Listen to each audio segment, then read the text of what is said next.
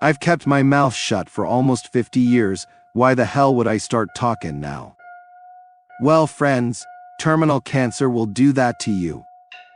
Shit you thought you'd take to the grave suddenly becomes shit you desperately want to tell someone, anyone.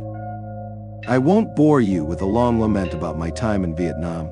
It was shitty. It was shitty for everyone involved. It was particularly shitty for me as I was 5'3". If you don't know what being particularly short during the Vietnam War entailed, let me fill you in. You arrive in country, and a senior officer points at you and says, "You'd be a good fit for the tunnel commandos. Want to join?" Now, technically, it's a question, as service in those platoons was voluntary, but it sure as shit didn't feel like a question. It felt like an order. And so that was my burden for the war, to be a tunnel rat, climbing down into deep, dank, dangerous tunnels filled with people and animals who wanted to kill me. Usually we operated in the huge Cu Cai tunnel complex near Saigon, but not on that day. On that day, we were ordered to investigate a tunnel complex way up north, west of Da Nang. 2 of us were sent into the tunnel that day, myself and Benoit. Now, usually black guys manage to avoid becoming tunnel rats on account of them being so tall, but Benoit was burdened with the double misfortune of being short and black during the Vietnam War. A curse I wouldn't wish on my worst enemy.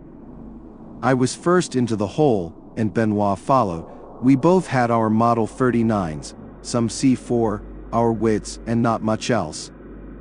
If you're wondering why we carried the small caliber Model 39s, go fire a Colt 45 in a narrow tunnel, and come back to me. The last guy who tried that got a ticket home with blood pouring out of his ears. We crawled for what felt like an age. The tunnel was a tight fit, which meant it was probably freshly dug. It also stank something foul. That usually meant either spoiled food or some poor VC bastard died down there and was left to rot. After about 40 minutes of crawling in total silence, I saw the tunnel ahead open into a room. I tapped Benoit on the head with my foot. I heard him ready his pistol. I climbed down into the open chamber, pointing my pistol at the shadows. The room was dimly lit by a small oil lamp. It was also deserted. We took a moment to adjust. It was the longest single tunnel segment either of us had ever crawled through. It also had no traps, which was unusual. Where was everyone who dug the damn thing, save for the lamp hanging from the roof and a canvas tarp on the opposite wall? The room was empty. I approached the tarp and used my pistol to move it aside. Behind the tarp was a stone staircase leading down. A stone staircase this far underground? I whispered to Benoit. VC didn't build this. This is old, very old, older than America old. Benoit whispered back with fear in his voice. We've come this far, we have to keep going, I replied. We both walked slowly down the narrow staircase. Our flashlights had red lenses, and I swear the illuminated staircase looked like we were descending into hell. The staircase was almost as deep as the tunnel was long. Finally, I saw the staircase blocked by another tarp. Light was coming from the other side. I moved aside the tarp with my pistol. My finger trembled on the trigger. My eyes lit up, my heart raced. I almost pulled the trigger, but I didn't. Something made me pause. The room had at least 10 people in it, none of them armed. I pointed my pistol at the group and illuminated them with my flashlight. They didn't respond. They just stood there rocking gently forward and back. Benoit, don't shoot, there's people in here, but there's something wrong with them. I stepped into the tiny room, which was lit only by small candles. Benoit followed. We both shone our flashlights at the people. They paid no attention. They continued to rock gently forward and back. I shone my flashlight in one of their faces. I clicked my fingers. She didn't respond. Her clothes told me she was VC. They were all VC. 3 women and 7 men, all gently rocking forward and back, not a care in the fucking world. Their eyes were a solid color, which color I can't really say as I could only illuminated them with my red flashlight. Benoit motioned with his flashlight to the corner. Their rifles all sat in a pile, badly rusted. Jesus Christ, Benoit, how long have these poor fuckers been down here? I don't think Jesus Christ frequents this establishment, came Benoit's terrified response in his thick Cajun accent. I shone my light to the front of the room. The VC were all facing a small altar. I walked toward it. On the simple stone plinth stood a gold statue illuminated by several candles. The statue was ornately crafted. It was of a beautiful naked woman, the top half anyway. The bottom half was something like an octopus. Dozens of tiny gold tentacles had been meticulously crafted to woman's torso instead of legs. The statue had some writing at its base, a writing I didn't recognize. I reached out to pick the statue up and take a better look, but Benoit shouted, "Stop, don't touch it." I retracted my hand about an inch from the statue. "We need to leave this place, quickly," Benoit said as he put his hand on my shoulder. "Are we just gonna leave them like this?" I said as I shone my light in their eyes. "We'll plant the C4 charges and put them on a 90-minute timer," he said. He was already removing the C4 from a pouch on his belt. "They're unarmed," I implored, turning to Benoit. "These people are dead, maybe worse than dead. I saw something like this once before, at home in the bayou." I didn't argue any longer. We planted the C4 charges in a rush, set the timers for 90 minutes, and ran up the stone staircase as fast as we could. It felt like a lifetime till we reached the small room with the lamp. I climbed into the tunnel and Benoit followed.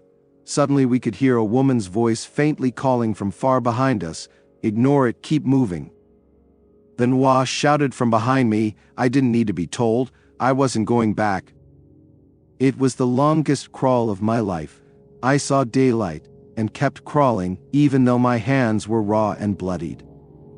I emerged into the light of day and gasped for fresh air. Benoit followed. We warned the others about the C4 charges, but told them nothing else. Benoit and I sat in total silence away from the tunnel entrance, waiting, praying. The ground shook, a dull thud was heard, and a spray of dirt emerged from the tunnel. We both breathed a sigh of relief.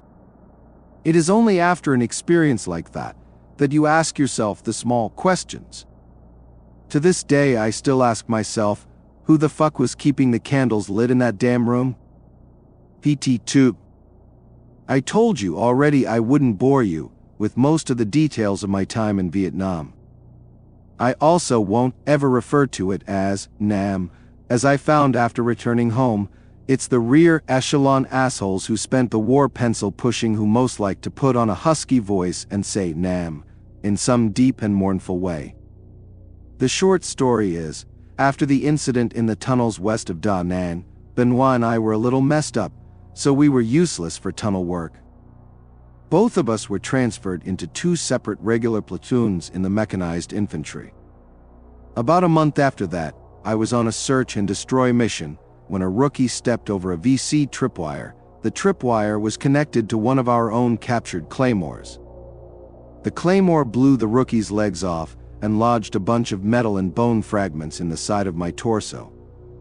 I survived, and for my trouble I got a ticket home. Well, I say home, but I got a ticket to a military hospital called Camp Zama in Japan.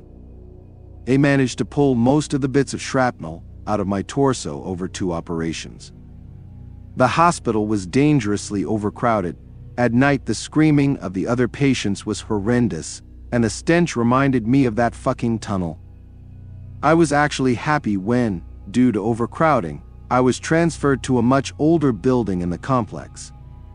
It was some type of disused asylum ward, a total wreck. It only had maybe 15 patients, mostly guys with minor injuries. But I didn't care. It was far enough away from the main buildings that I didn't have to hear the poor bastards screaming for their mothers every night. I was on the mend, which was a blessing and a curse. My tour wasn't up, and if I was declared fit to serve, I might be sent back to Vietnam, and I wasn't going back, not after what I saw in that tunnel. 2 American military doctors and a female Japanese nurse arrived to assess my situation late one evening. Your injuries seem to be healing quite well, said one stern-faced doctor. Physically at least, said the second doctor who wore narrow glasses. The first doctor gave him a look that could cut glass. The doctor wearing the glasses was clearly the psychiatrist. He would have to be my ticket home. If I could convince him I had lost my mind, but I couldn't overplay my hand. The nurse just stood behind them, diligently taking notes. How is your emotional state? Have you had any troubling thoughts? I understand you were a tunnel commando, probed the psychiatrist. Yes, I sometimes have nightmares about the things I saw in the tunnels. I sometimes think about harming myself.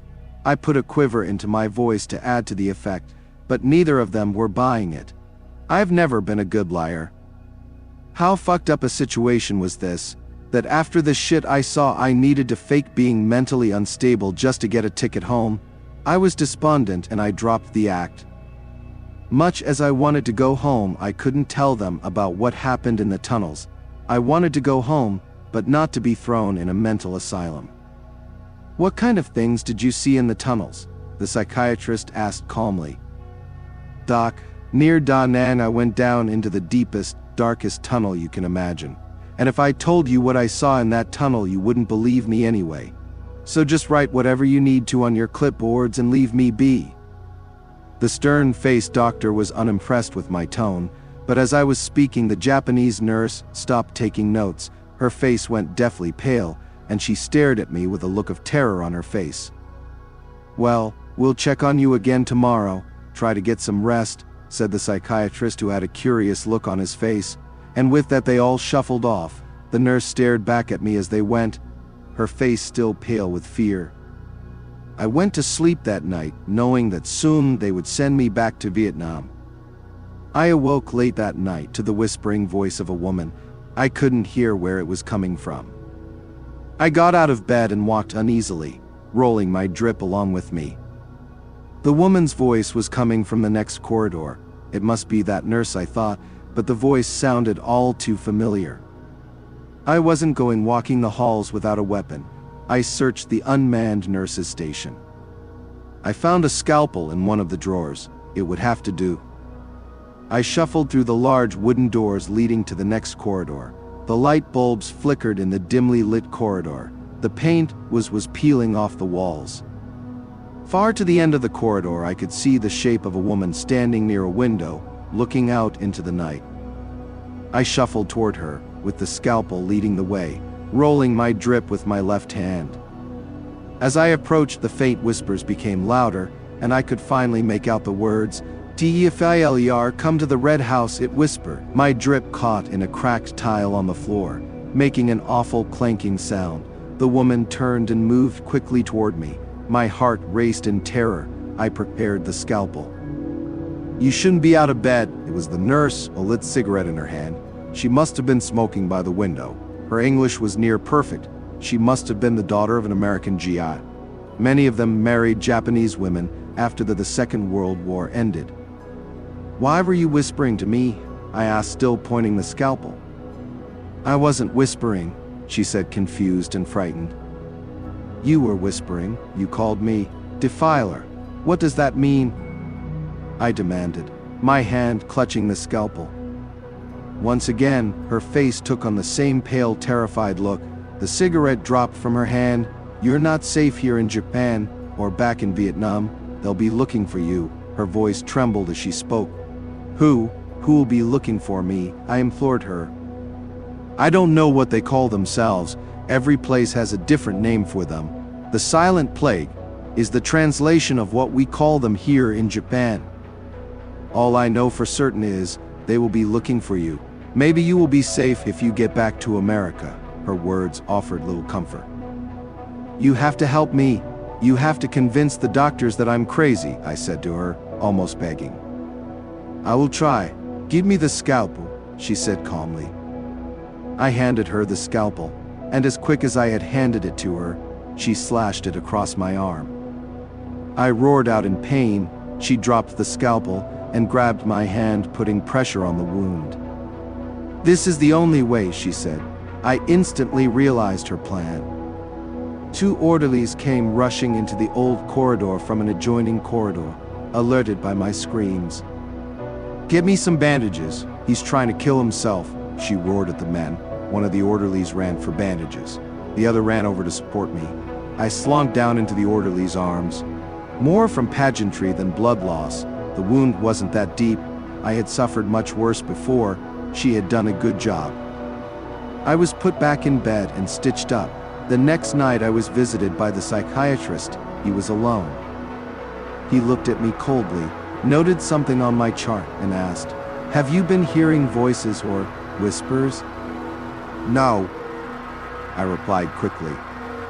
"It's funny, we had a young soldier from Louisiana in here about 3 weeks before you arrived.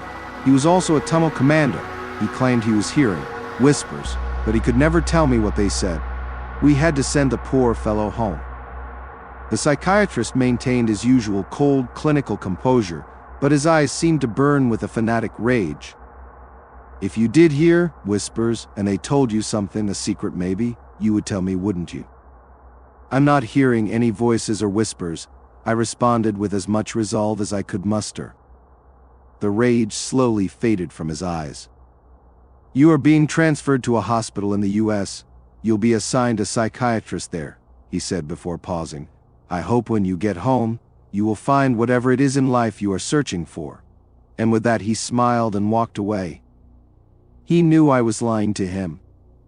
That very night I was driven to the airport and pushed in a wheelchair into a C-130 by an MP.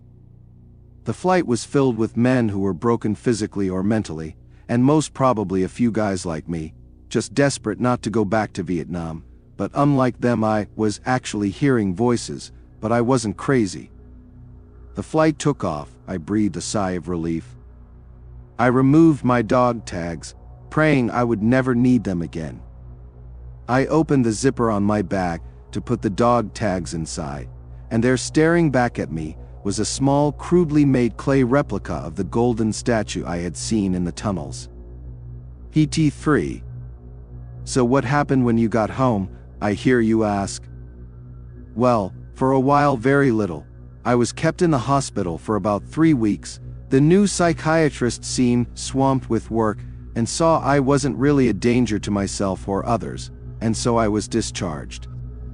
I tried finding Benoit as soon as I could, but he had gone off the grid, as they might say these days. But in truth, disappearing back then was as simple as not listing your name in the damn phone book.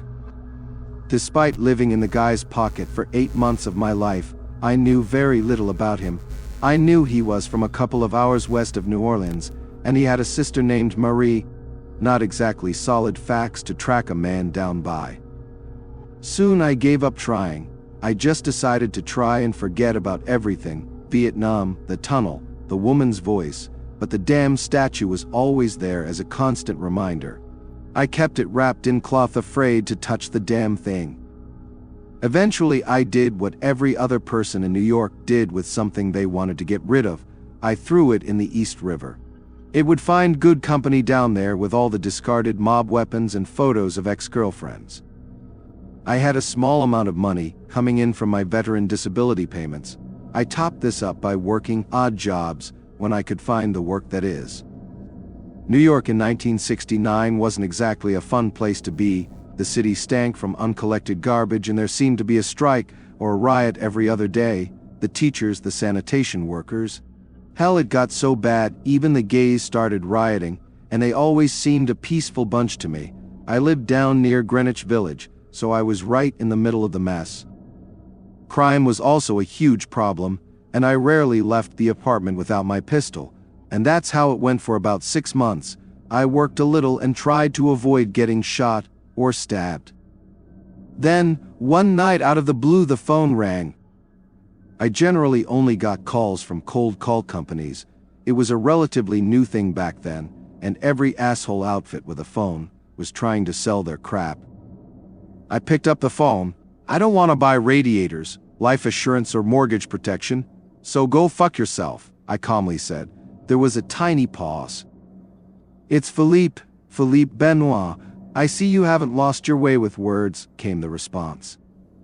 "Benoit, Jesus, I tried tracking you down when I got back from Vietnam. I couldn't find a trace of you. Where the hell have you been? New Orleans. Look, I don't want to say too much over the phone, but I received a very strange package in the mail. Turns out someone was able to track me down. My heart sank with the news. I didn't need to ask what was in the package, I could guess. Can you come down to New Orleans? I could offer you work and a place to crash if you need it. Do you have anything pressing keeping you in New York? I looked out the window as I listened to Benoit on the phone. 2 NYPD officers were beating the ever-loving shit out of some guy with batons. A small group nearby were raining bottles at them. Yeah, I could do with getting out of New York for a while. I could be there in a few days, I replied. Benoit filled me in on the details of where to meet. He didn't want to talk on the phone, as if he thought someone might be listening. The next morning I threw what little possessions I had into my old beaten-up Impala and hit the road. I didn't bother giving notice to the landlord of my Fleabag apartment. You might think me mad for taking the trip to New Orleans. I suppose I could have just hung up the phone and forgot about Benoit and the things we saw, but that's just not me. He needed my help. We had been through hell together in Vietnam, and I don't mean that figuratively. I mean I felt we had literally descended into some kind of hell in that tunnel. I wasn't about to leave the guy to deal with this shit alone. It felt good to get out of New York. The journey was long, and the summer was sweltering. I drove relentlessly, wanting to get to New Orleans as quickly as possible. I avoided the big cities and only stopped to sleep. On the last night of the journey, I stopped at a cheap motel near a one-horse town, about an hour past Birmingham. The reception building was small. The desk was manned by a middle-aged man. I guessed he was the owner on account of there being a photo of him in uniform as a younger man on the wall. It looked like it was taken somewhere in Europe during the Second World War. You look a little worse for wear, long journey. Where are you headed to? The owner made small talk as he handed me my key. Houston, I lied as I fumbled with my things.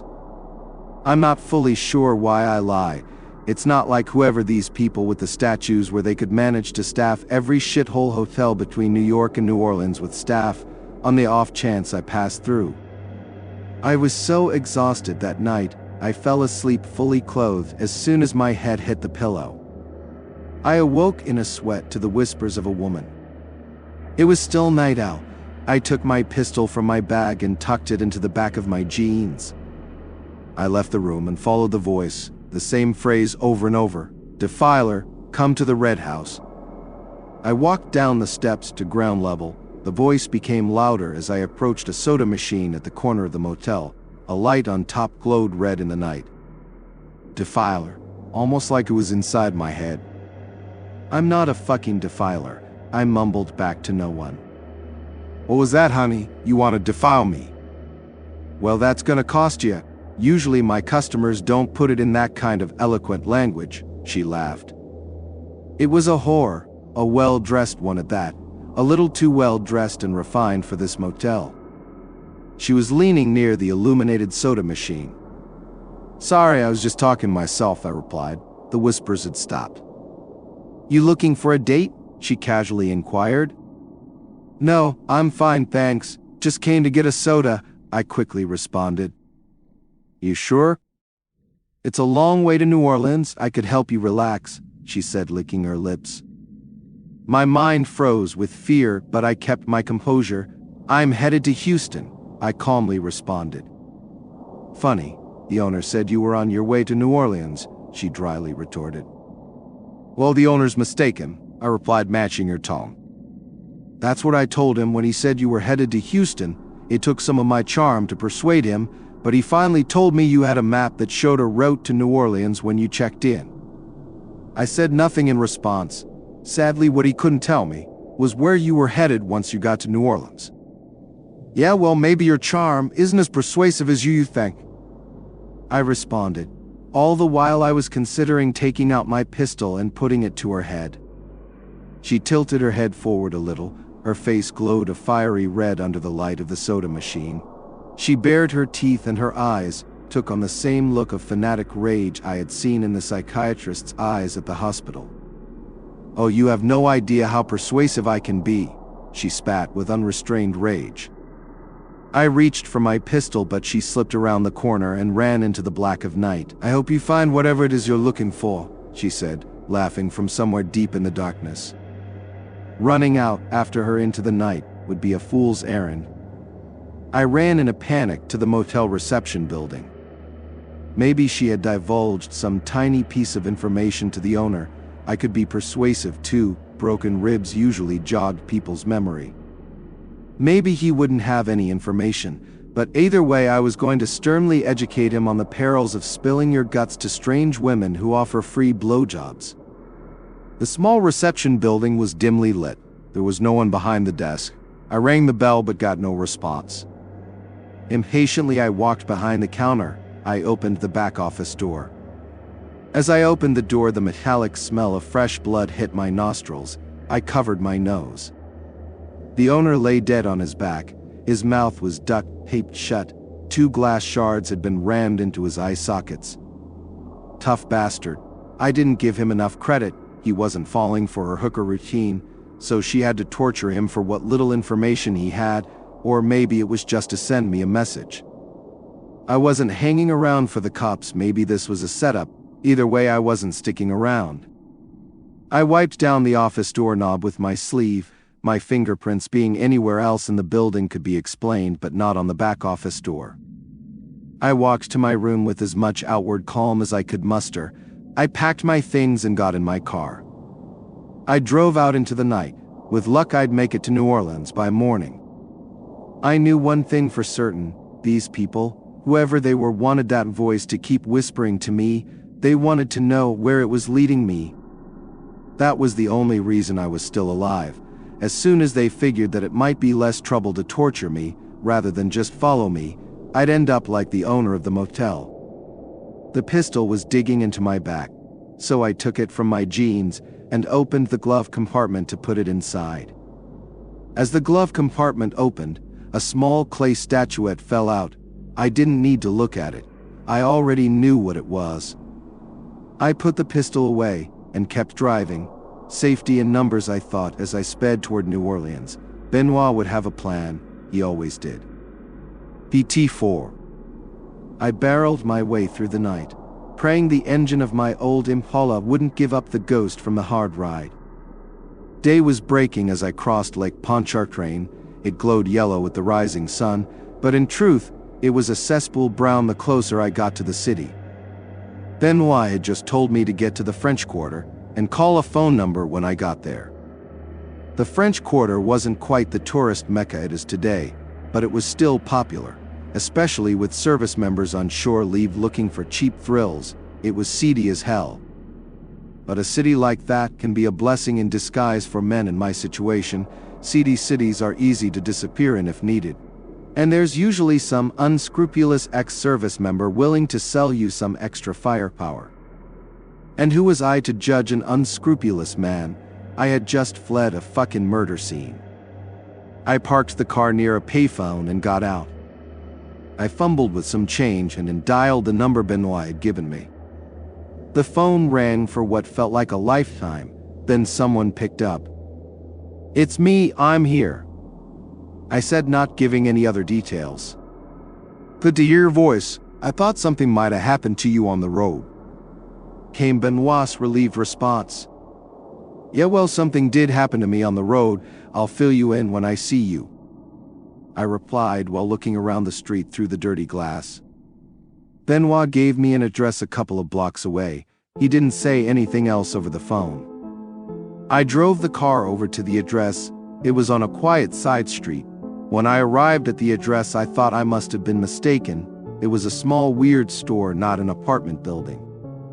Marie's General Goods and Supplies. Strangest general goods store I had ever seen. Black drapes covered the windows, and there wasn't much sign of life. I pushed the door with apprehension.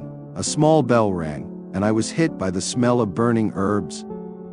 I walked into the store. It was filled with antiques and what I would refer to as voodoo shit, although I never quite grasped the difference between hoodoo, voodoo, and all those other African religions. "You made it." Benoit emerged from behind the counter with a look of relief on his face. He walked over and hugged me, beating his hand on my back so firmly it knocked the air out of my lungs a little. "Take it easy, you'll break a rib," I said, laughing a little. "Sorry, just good to see you," he replied, releasing me. "You hadn't called in a few days, I thought you might not make it." "I almost didn't, something happened to me while I was on the road," I replied. I wanted to fill Benoit in on all the details of my trip, but I was more perplexed by the shop we were standing in. "Maurice, who owns this place, your sister?" I inquired, puzzled. "It was my grandmother's. My sister is named after her. She died just after we were shipped out to Vietnam. My sister looked after the place while I was away. Almost as soon as I was home, she moved to LA. She has a notion to become a singer. My grandmother left her some money and I got the creepy shop," Benoit said, while sweeping his arm across the selection of weird merchandise in the shop. "And people buy this stuff," I said, pointing at an odd selection of herbs. "Business is good. The shop is kinda discreet, so the tourists think they've found some genuine secret voodoo shop. Don't worry, 95% of this stuff is completely harmless," Benoit said, smiling. "And the other 5%? I skeptically inquired. "Yeah, that stuff's not for tourists. I keep those items in the back storeroom, along with an item I got in the mail. Speaking of which, what happened to you on the road?" Benoit walked over to the door and locked it. I filled Benoit in on the hospital in Japan, the statuette and the woman at the motel. The only details I left out was the murder of the motel owner and the whispers. I didn't want to freak him out or involve him in a murder I might get accused of. Benoit listened, looking concerned. "I got the same statuette in the mail. It was sent to my old address, so I don't know how long it had been there. Probably since I got back from Vietnam. There's no way to know for sure. It had no postmark. Once I got it, I called you straight away. I got worried about the statuette, so I checked all the books here in the shop to see if any of them had any details on the statue or the woman in it, but I turned up nothing," Benoit continued. I was stumped, so I called the university at Baton Rouge. They pointed me in the direction of a retired professor, some expert in ancient religions, so I paid him a visit. He lives about an hour from here in the middle of nowhere. Nice house, but the land is practically a swamp. "Did he recognize the statue?" I asked on tenterhooks. "Kinda. He said that it wasn't really African or American. The statuette is a crude modern replica, but the woman depicted was probably the Silent Mother. Some ancient god people worshipped in coastal communities the world over, but her religion probably died away at least a millennia ago. Apparently she can grant her followers eternal bliss if they worship at her temple. Trouble is, no one knows where her temple is. According to the professor, it probably doesn't exist. He told me to give him a couple of days to do more research. Those people in the tunnel sure didn't look like they found eternal bliss. Then again, it didn't look like a temple either, just a small shrine." I mused. "And did he get back to you?"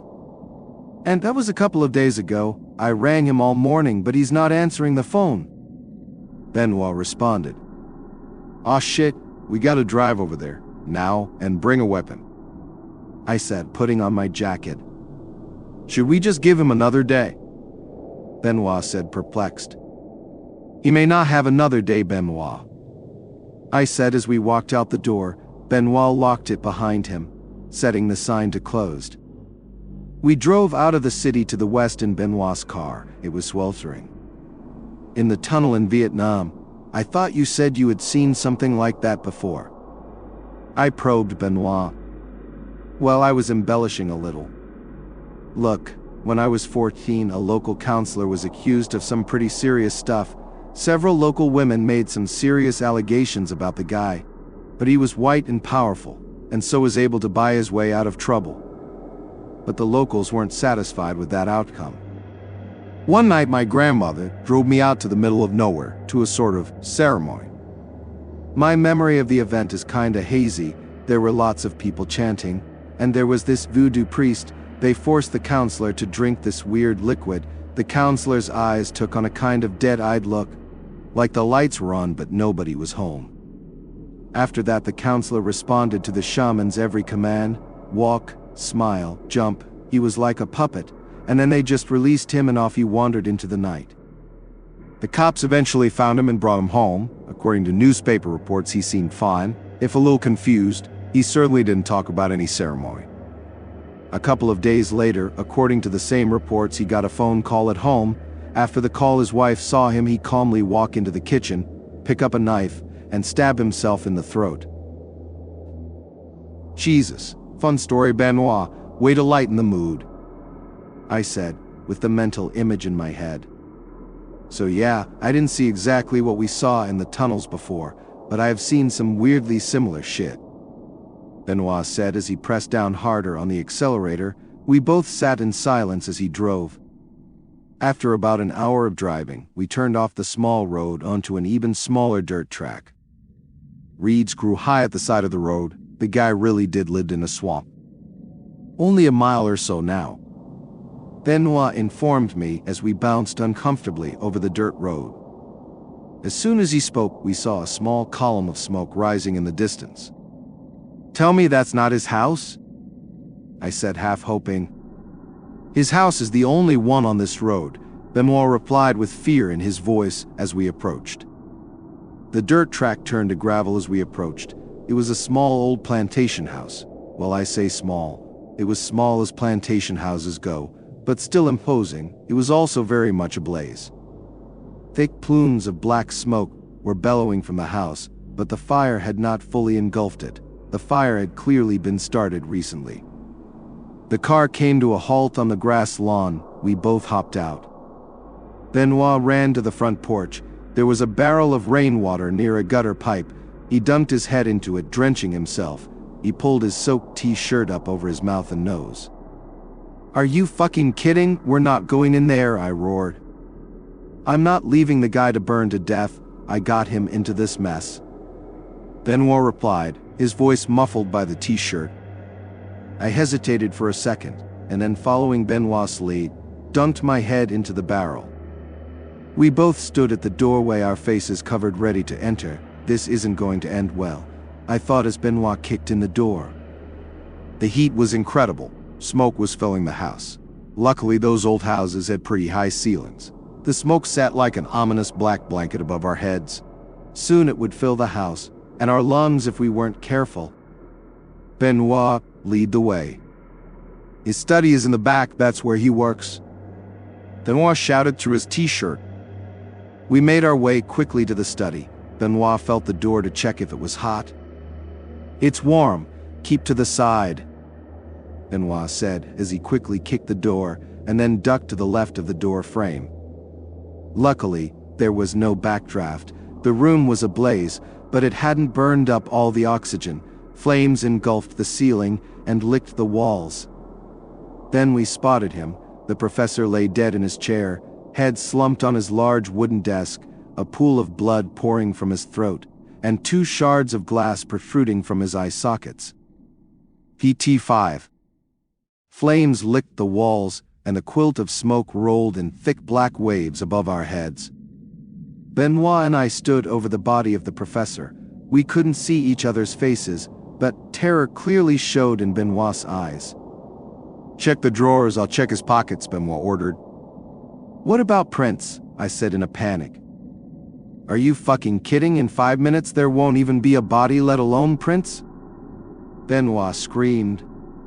Realizing my stupidity, I began to rifle through the desk drawers as Benoit took the unenviable task of checking the dead guy's pockets.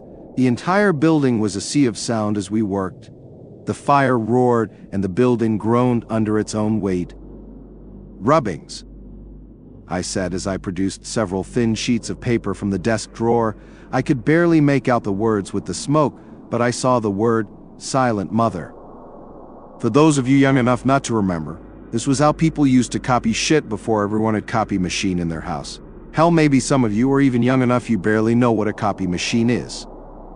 Benoit's eyes lit up at the sight of the papers. We need to get out of here. Benoit didn't answer. The house gave out an unmerciful groan like a death rattle. It was doing the talking now. and neither of us needed to be told twice. We both sprinted for the front door as roof beams began to collapse. We sprinted straight to the car. I took one glance back at the house. It was almost engulfed. The roof sagged and collapsed in on itself. As I hopped into the car, Benoit was already behind the wheel. The engine roared to life. We left a spray of mud and gravel as we tore off the lawn and down the driveway.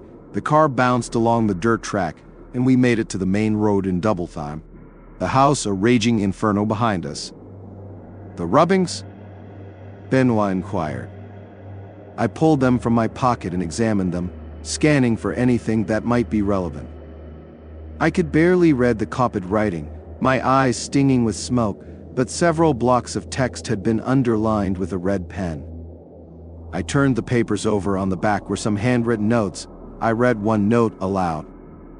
"PSMR. Benoit, it's worth pointing out that your statuette did appear to be hollow. Did you consider breaking it open? Perhaps you hadn't noticed as you seemed afraid to touch it. I assure you it's perfectly safe from a historical point of view, as it's a cheap modern replica. As to your question about the Red House, please see my other notes." "The Red House?" I questioned Benoit as he drove. "Look, I didn't want to freak you out, but I have been hearing voices telling me to go to the Red House," Benoit explained. "I already knew you'd been hearing voices, Benoit. That creep of a psychiatrist told me at Camp Zama. I just didn't know you were hearing the exact same voice as me. No more secrets from here on out," I said angrily. "All right, no more secrets from here on out," Benoit agreed. "Oh, that nice motel owner I told you about, he was actually murdered in a similar fashion to our professor friend back there," I said, waiting for the backlash. "Are you fucking kidding? You're bitching to me about secrets, and you had a murder hidden under your hat?" Benoit spat back at me with anger. All right, we're both agreed, no more secrets," I said, while feigning reading the notes through my smoke-burnt eyes. We sat through the rest of the journey in silence. We arrived at the shop looking like shit. Benoit unlocked the door and we shuffled inside. Benoit made for the back room and I followed. The back room was large enough, it also had a restroom. I took the rubbings out of my pocket and put them aside on a desk for safety. We took turns splashing cold water into our burning red eyes, letting out sounds of relief as we did it. After a few minutes I slumped down at a pillar exhausted. Benoit dried his hands and face, then threw the towel to me as he sat down at the desk to examine the papers. Benoit began to read aloud the underlined segments. The followers of the Silent Mother believed that she could offer them eternal bliss if they found her temple and released the Silent Plague. The chosen few who followed her would then control this world in her name. The unbelievers would be empty husks ready to be commanded, their souls captured for torment by the Silent Mother. "Shit, that sounds all too familiar," I said. Benoit nodded thoughtfully as he skipped to another passage. The Silent Mother's temple, it is claimed, could only be found by locating 3 golden shrines to the Silent Mother dotted around the globe. These shrines themselves were claimed to hold some weaker power over mortals, and could enslave unbelievers foolish enough to touch them, which the Silent Mother would entice them to do. Those who resisted the urge to touch the shrine would be rewarded with part of the location of her temple. It must be noted at this point that the shrines and the temple are believed by all reliable scholarly sources to be purely mythological. The only dissenting voice on this fact was a talented medical student named Arthur Blake, who traveled extensively in Northern Europe and East Africa, studying the folklore in those regions during the mid-1930s. He claimed in a paper for a historical journal that he had found 2 of the shrines, and learned that the temple lay near a city by the sea fought over by all the great powers. He strongly believed that city was New Orleans. He refused to give any evidence why that city, rather than many other cities that could match the given description. Suffice to say, his paper was roundly ridiculed for its vagueness, with many pointing out that no civilization spanned the diverse geographical areas he claimed to have found the shrines. Nor did it account for the fact that the stories of the Silent Mother's Temple go back more than 1,000 years and no great powers fought over New Orleans until the 18th century. The student quickly retracted his paper, stating that while traveling for scholastic reasons, he had partaken in local rituals that involved psychedelics. "Are you thinking what I'm thinking?" Benoit inquired, his hands shaking. "Yeah, fate's a bitch. You've been living somewhere near a haunted temple your entire life," I replied. "No, you idiot, that creepy fucking psychiatrist in Camp Zama," Benoit said, pointing at the papers. "Oh shit, no wonder he's got such a hard-on for us. He's been searching for that third shrine most of his life, and we blew the shit out of it." Benoit began to read another one of the professor's handwritten notes. Although I was skeptical, I rang the Louisiana Historical Society, and there is a building that was once referred to as the Red House. It was an infamous brothel built in the bayou when New Orleans was first settled. The building has been abandoned since the 1920s, but has not been demolished as it is a protected historical structure. "He has an address written here," Benoit said, looking over at me. "That detail wasn't copied from a book, so maybe our psychiatrist and his lady friend don't know the location yet, unless they managed to torture the information out of the professor," I suggested. Why kill the professor and burn the house unless they already had all the information they needed? Otherwise they still needed us to find the temple. Benoit replied, "Maybe he lied to them, or they just got sloppy. Hell, maybe we interrupted them when we arrived." I argued. "We have to assume they either already know where the temple is, or are gonna follow us if we go looking for it," Benoit said, concerned. As we both pondered the subject, I spotted the statuette on a shelf. I picked it up with the towel, wrapped it into a ball, and smacked it against the top of the desk. I heard it shatter into pieces. This startled Benoit a little. "Jesus, you could have warned me first," Benoit scolded me as I opened the towel, pouring the broken contents onto the desk. The broken contents emerged along with a small handwritten note. "If you find the temple, destroy it. Don't let the followers of the Silent Mother release the plague. You've already destroyed one of her shrines, finished the work, and released the souls she torments. I guess more that one group has been following us," I said, confused. "All right, fuck this shit. We go to the temple and fuck it up, but I'm not going to that temple without some serious firepower," Benoit said with resolve in his voice. "Do you know a guy?" I inquired. "Oh yeah, I know a guy," Benoit replied, pushing aside a storage closet to reveal a small door. "PT6 final." Benoit opened the small hidden door. We both entered a small dark room. He reached up and pulled a cord. A flickering incandescent bulb suddenly illuminated what could only be described as an Aladdin's cave of armaments. "Jesus, Benoit, when you said you knew a guy," I said, stopping as I marveled at the treasure trove. "Yeah, well, remember when I said business was good? Well, this is the real business," Benoit informed me. I picked up and began inspecting an AK-47 style rifle from a collection leaning against the wall. "Those are mostly AKMs, but there are a few Type 56s mixed in there as well," Benoit explained. "I'm just disappointed you don't buy American," I said, laughing. "Yeah, well, what can I say? Communists make reliable rifles. Although if you must insist, I do have something big, black, and all-American, if you want to see it," Benoit said, smirking. "Christ, I think I've already seen enough of that in the showers at boot camp, Benoit," I said with a look of disdain.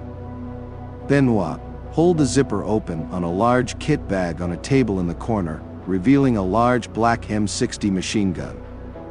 "Shit, don't you think maybe that's overkill? Hauling it around might be a problem for little guys like us. What about ammo?" I argued. "Ammo isn't the issue, that's easy to source. The disintegrating belts that feed it are the problem. I only have one 50-round belt," Benoit informed me. "No, we need to be able to move fast. It will only slow us down," I suggested. Good point, all right, we'll leave it here, Benoit replied, stuffing 2 AKM rifles and 4 fully loaded magazines into a second empty kit bag. I took a single claymore that was sitting on a shelf looking lonely and put it into the bag along with the rifles. A claymore? Benoit said, surprised. Yeah, if we get there before them, I'd like to know when they arrive, I replied, smiling. Makes sense, Benoit agreed, while placing some C4 and detonators into the bag. We all set, he said, zipping the bag shut. Looks like, I replied, as we both put on our jackets and checked our flashlights. I carried the bag, Benoit turned off the light, and pushed the storage closet back into position, hiding the doorway to the small arsenal. We made our way to the front door. Benoit looked out onto the quiet street to see if the coast was clear. We're good to go, he said as we both emerged. I loaded the bag into the trunk. Between all the time we spent reading the professor's notes and making up our makeshift arsenal, it was sundown by the time we left the city. I was driving, at Benoit's insistence. He said we were much less likely to be stopped by the cops with a white guy behind the wheel. The steering felt sluggish with a heavy cargo in the trunk. I drove slowly so as not to attract any unwanted attention. At a guess looking at the map, the address seemed to be about an hour or so from the city, but it was deep into the swamp. We had to take a selection of back roads and byroads to get to our destination. Night was falling when we turned onto a small dirt road raised up from the water. Either side of the road was swampland. We drove on the road for a couple of miles. In the distance, a large building began to appear. The red house was, as the name suggested, red. It seemed to be made of sandstone. It sat on a small islet in the swamp connected to the raised road. It was a grand old building that looked more like a small fort that could have been lifted straight out of Paris or Saigon. As we got closer, it became obvious that the building was in a serious state of disrepair, but frankly, it was a miracle it was still standing in a swamp after all these years. I wondered if some unnatural power kept a structure like this standing in such an area, but I put the thought out of my mind and focused on the task at hand. Looks like we got here first. Benoit pondered, surveying the grounds as we approached. There were no other vehicles visible. Unless they arrived by boat. I suggested. The house was sat on the water and might have a jetty at the rear. It was hard to tell. The grounds were overgrown. We hid the car in a patch of overgrown reeds on the lawn. Benoit opened the trunk. I unzipped the bag and removed the 2 AKM rifles. I loaded a magazine into each and slung one rifle onto my shoulder and handed the other to Benoit. I stuffed the claymore into my large jacket pocket and we each took a spare magazine. The bag was now empty save for the C4 and detonators. Benoit zipped up the bag and slung it over his shoulder. We both walked up to the imposing building weighed down with our armaments and ascended the stone steps. The large wooden doors gave little resistance as I pushed them. We turned on the flashlights attached to our jackets as we entered a small lobby area with a coat room. I'm surprised junkies haven't taken this place over, I said to Benoit. People down south are afraid of buildings like this, man. Too many ghosts of the past. They stay well clear, he responded. We walked through the lobby area to a corridor. The air was hot and smelt of mold. The old wallpaper was falling off the walls and bits of broken glass and other detritus littered the old baggy red carpet. At the end of the long corridor, we reached more large double doors. Opening them, we emerged into what looked like an auditorium. The room had a high ceiling and was laid out like a theater with a stage and lots of booths and tables. The galleries had lots of private boxes. The place was all adorned with badly worn red velvet drapes. I guess the place was converted into one of those classy burlesque whorehouses, I suggested. Yeah, must have been pretty swanky in its heyday. I'm willing to bet rich folk and officers only. I can't imagine grunts like us would have been welcome in a place like this. Benoit responded. Yeah, well, back in those days, guys like you weren't welcome pretty much anywhere, I joked. Very funny, there's plenty of places we're still not welcome, he retorted. Where the hell do we go now? This doesn't look much like a temple. I wondered aloud. And then the familiar whispering voice began to speak. "Welcome, defilers, I've been expecting you." Benoit looked at me in fear. I could tell we were hearing the same voice, and not just because she spoke in plural. The voice no longer seemed to be in our heads, it was emanating from behind the stage. We ran up and mounted the stage. The voice continued to whisper, but became louder. I put my rifle to my shoulder and pulled the charging handle. I parted the tattered stage curtain with the barrel of my rifle. The area was illuminated with our flashlights. We walked slowly through the backstage area. As I darted the barrel of my rifle left and right at nothing but shadows, the voice whispered from below us. The floor was covered with an old rug. I pulled it aside to reveal a cellar hatch with a metal pull ring handle. I pulled the handle with one hand, the other tightly pressing the rifle to my shoulder. We were hit with a foul smell, like rotting flesh. "Look, whatever we see or hear down there, we just ignore it. We plant the charges and we get out as quickly as possible," Benoit said, fear painted on his face. I just nodded as we started to descend the narrow stone staircase. I suddenly remembered the claymore in my pocket. We paused as I took it from my pocket. I placed it on the top step pointing toward the hatch. I pulled the hatch down and attached the tripwire to the handle on the inside of the hatch. We continued down the narrow stone staircase. It looked all too familiar, like we were descending the same stone staircase from the tunnel in Vietnam. It seemed to go on forever. I led the way with my rifle. It was hot, sweat dripped from my face, and the smell of decay became overpowering. The stairwell ahead stopped at a corner and turned to wood. We rounded the corner. The wood was ornately carved like in a cathedral. We had clearly found our temple. The wooden corridor ended in an archway. We emerged into what looked like a small wooden chapel. The chapel was lit by wall torches and had a high vaulted ceiling. The entire structure was made of ornately carved wood. Only some unnatural power could keep this structure intact like this under a swamp. Even the foul smell subsided when we entered the chapel. The chapel was filled with wooden church pews, and paintings adorned the walls in perfect condition. Benoit and I stared in silence. The paintings depicted the woman from the statuette.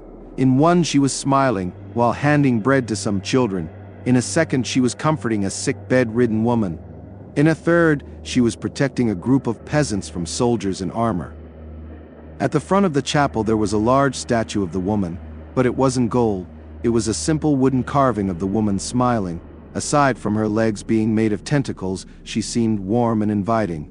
A small wooden box lay at her feet. The voice spoke. "Welcome to my temple, lost souls. You defiled one of my shrines. That shrine was a beacon to protect the weak and oppressed. Vulnerable souls will suffer because of your sacrilege." Her voice was warm and reassuring.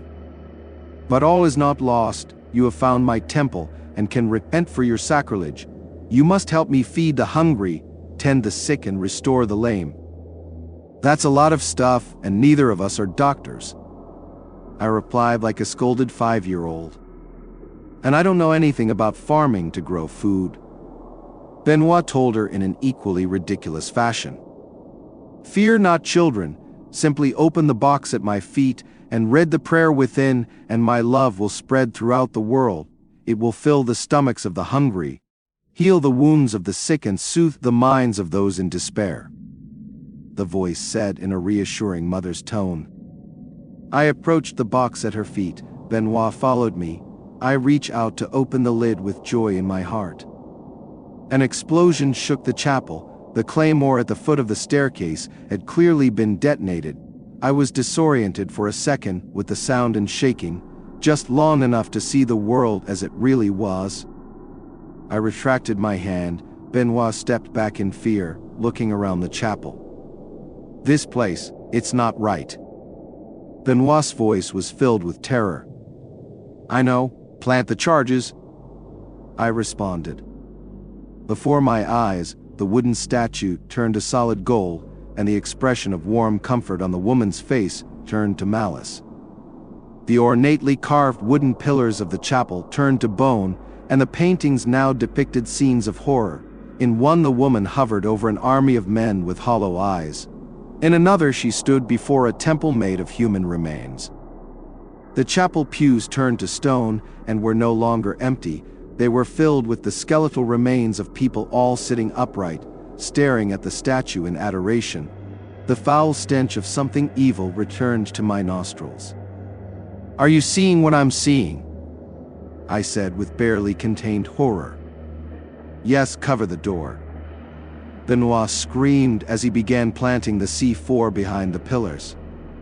I could hear screaming from above us, then 2 gunshots, and the screaming stopped. They had obviously put whoever had been hit by the claymore out of their misery. They clearly meant business. I could hear the footsteps of a large group of people descending the stone stairs above. "That sounds like a lot of people. I knew we should have brought the M60. Benoit said in a hushed but angry tone. "Stop crying over spilled milk and plant those fucking charges," I said back, wishing we had the M60. I hunkered down behind one of the stone pews with the AKM trained on the archway entrance, which I could now see was made of stone and human bones. I reverted into the mode of a trained soldier, my hand steadied on the weapon, and my breathing slowed as I could hear the footsteps draw closer. A man entered the room pointing his rifle uneasily. He looked untrained. He certainly wasn't a mercenary, maybe a fanatic. I didn't fire on him immediately, hoping his friends would join him. 2 more men entered. The third man clearly had some training, as he quickly spotted me hunkered behind the stone pew and raised his rifle. I fired 3 quick single shots, cutting each of them down. No more men entered, but I could hear people in the corridor whispering, "No grenades, you could damage the temple." I heard a woman whisper an order. I recognized her voice. It was the whore from the motel. Benoit ducked over and hunkered down beside me at the stone pew. "Charges are set, 10 minutes. He said, pointing his rifle at the doorway. I prayed it would be long enough. "I'm coming in. I'm unarmed. Don't shoot. I just want to talk," came a man's voice. "Okay, we can talk," I replied. It was the psychiatrist from Camp Zama. He walked in with his palms open to show he wasn't carrying weapons. "Thank you for leading us here. That old professor sent us on a wild goose chase, but we had some of our people tailing you as a precaution. I never imagined it would be this beautiful," he remarked in all, looking up at the ceiling. We let him talk, but we knew we were on the clock. "It's just as I had heard in the stories, a temple made of solid gold," he said while running his finger on a pillar near the entranceway. The pillar was made of stone and human femur bones. Benoit gave me a sideways look. I guess the Silent Mother promised different people different things. 2 soldiers weary of war are shown a perfect peaceful world, while the power-hungry are shown a temple of gold and promises of infinite power. This is the true gift of the Silent Mother. She can grant infinite wealth and the power to rule over the world.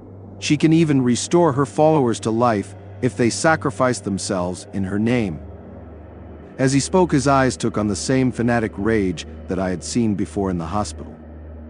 "Yes, Mother, not much time, I understand," he mumbled seemingly to himself. Then suddenly he screamed like a banshee and ran toward us with what seemed like inhuman speed. The others waiting in the stairwell flooded into the room and began spraying assault rifle fire. I spotted 3 men and the woman from the motel in the chaos. We quickly cut the psychiatrist down, but the others seemed to be imbued with the same fanaticism. The Silent Mother was whispering to them all. Who knows what she was promising them? They were like animals advancing on us from behind the stone pews. Bullets snapped as they hit the pews we were hunkered behind. 2 of the men tried to advance too quickly, and Benoit put them down with a quick burst of automatic fire. I leaned out from the side of the pew and fired a quick shot at the crown of a head I could see poking up from behind another pew. A body slumped into the aisle. The woman had been flanking us and appeared at the side of our pew firing. A bullet snapped past my head. Then she was hit by a volley of automatic fire that cut into her legs. I turned to see Benoit's rifle, smoke emerging from the barrel. He ran over and kicked the pistol from her hand. "We need to get out of here, we don't have much time," Benoit said, slinging the rifle over his shoulder. We were ready to leave when we heard the woman crawling along the ground. She was still alive and dragging herself by her fingernails toward the statue. We looked down at her. She was moving at a miserable pace, dragging herself inch by inch to the statue. It was still a distance away from her, and the attempt seemed worthless. "Please, Silent Mother, please. I sought out one of your shrines. I did what you asked," she pleaded, barely able to breathe, crawling slowly, leaving a snake of blood as her trail. "Please, do as you promised. Restore my child's life. Please, Silent Mother. I beg you, I beg you," she screamed with all her remaining strength through gritted teeth, crawling toward the statue. I pointed my rifle and shot her dead.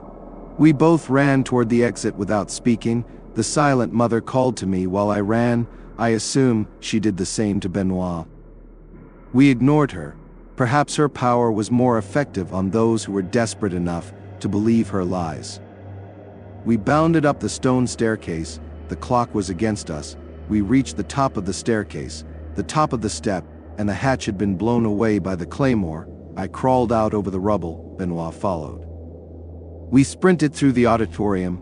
The ground shook and a loud thud rattled the building. It began to groan angrily, its foundations clearly shaken by the blast. As we sprinted through the corridor, the building began to list dangerously. The damn thing was falling into the swamp. We burst out the front doors of the lobby, down the steps and onto the lawn.